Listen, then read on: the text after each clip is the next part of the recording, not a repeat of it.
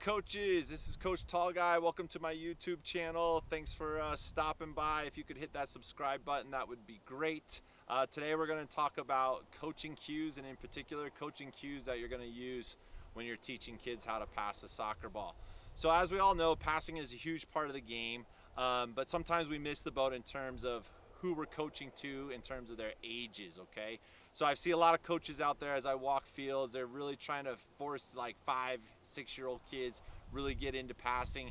And you know, I kind of just sit there and I'm like, you missed the boat a little bit. Physically, they're not able to really strike that ball over any sort of distance. They're still pretty selfish at those ages. So stick to really focusing on those one ball, one activity type of things.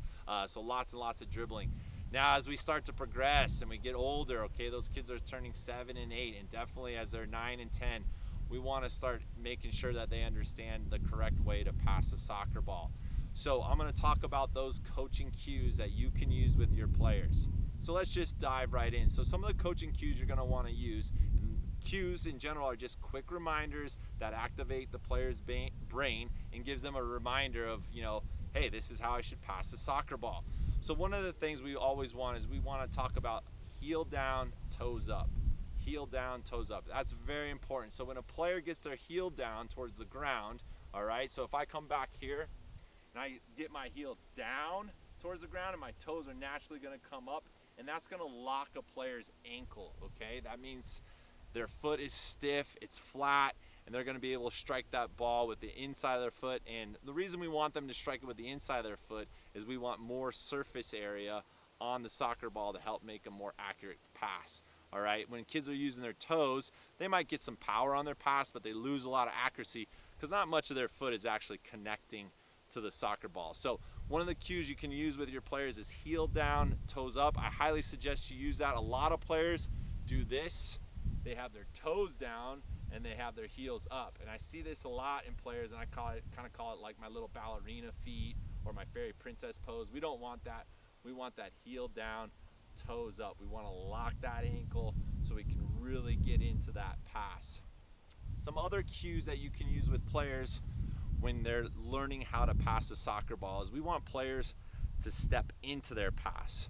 So a lot of young players, they get into a good position, but then it sort of looks like they're just kind of like throwing the ball with their foot and they're not stepping into their pass. So what I mean by stepping into their pass is we want to make sure when players are behind the soccer ball that they have both feet and that they're actually stepping forward. They're stepping into their pass. And as they're able to step forward and now they're stepping into their pass, they're going to get some more power into that pass, all right? It's so important that they step into that pass.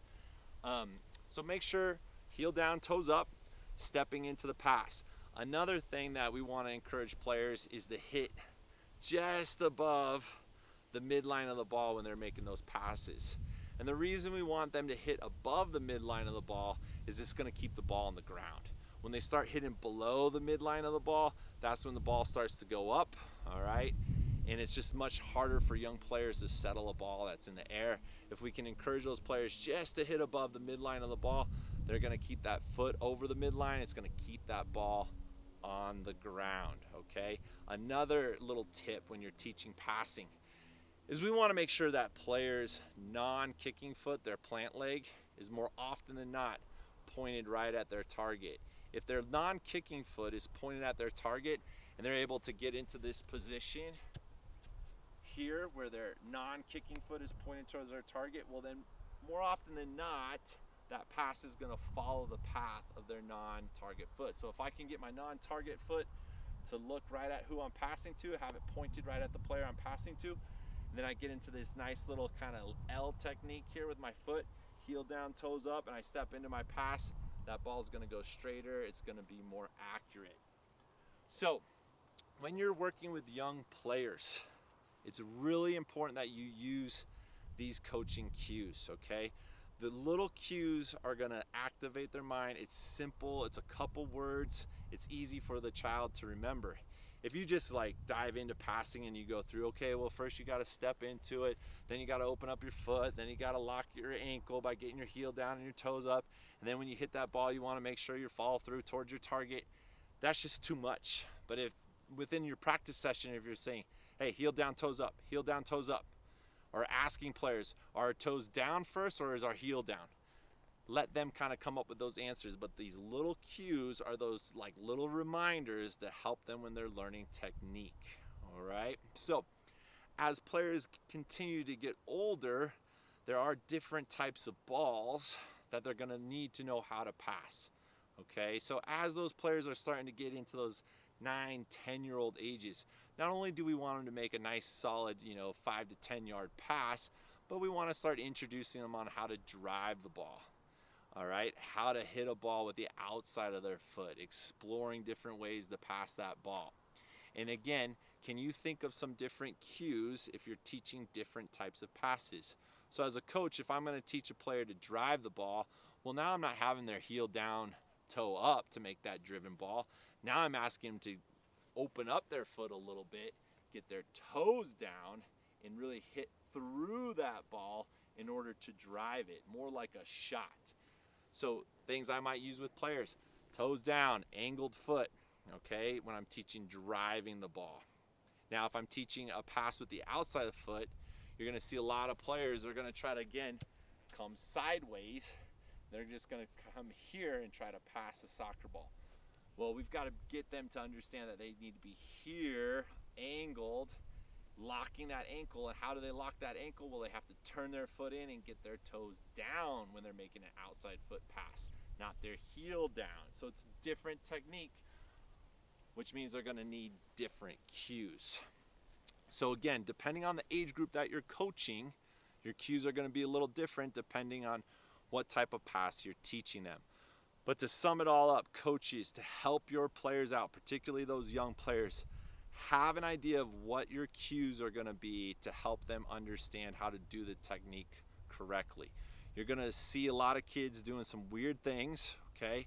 But that's awesome because that's your chance as a coach to come in there and make some corrections. But I tell you, if they can just learn to get their heel down, their toes up on that inside foot pass, lock that ankle, you've solved a lot of problems. If you can teach them how to step into their pass, you're going to solve a lot of problems. It's going to be a little funky, particularly for those young kids because they're not used to getting into this type of position.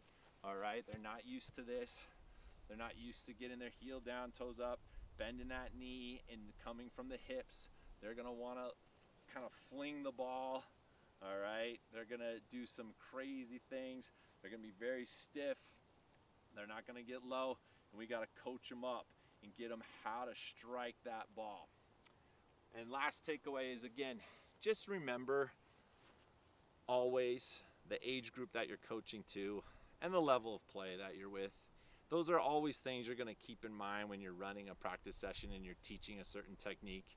If you're teaching 5-year-olds and you're focused only on passing, you're going to struggle. It's going to be not a fun practice. They're going to struggle. They're not going to have a lot of fun because you're teaching them something that's just too advanced. They don't have the physical ability to do it. There's going to obviously be those 1 or 2 outliers who are pretty special, but for the most part, they just can't do it. Now, if you're teaching, let's say you have a group of U13 boys and they're playing on the select top level team, and then you're coaching a U13 that's maybe a much lower level, and you're trying to teach them how to hit a curling ball. Well, maybe the level of play for those U13s that are at the top level, they might be able to pick some of that up. But for those lower level kids, they're not going to be necessarily able to pick up the curled ball because it's just so advanced for their athleticism. Even though they're the same age, they are different types of players. So you might have to take a step back and be like, just because the top team is working on curled balls, that's great for them because they have the basics down. But my team needs more time with the basics. We need to learn how to hit that 5-yard, 10-yard pass accurately. And once we get there, then we can maybe transition into some harder stuff. So always think about that. Just because they're the same age group, all right, doesn't mean they're at the same level. Okay, so I hope you guys found this helpful. Thank you again for tuning in. If you haven't subscribed, please do. I look forward to walking around soccer fields and hearing people using those coaching cues, whether they're teaching dribbling, passing, or some tactical part of the game. Those cues are great reminders for players. It helps activate them, and it really does have the player dials in a little bit more to those specific things that you're trying to get out of the technique. Thanks again. This is Coach Tall Guy out.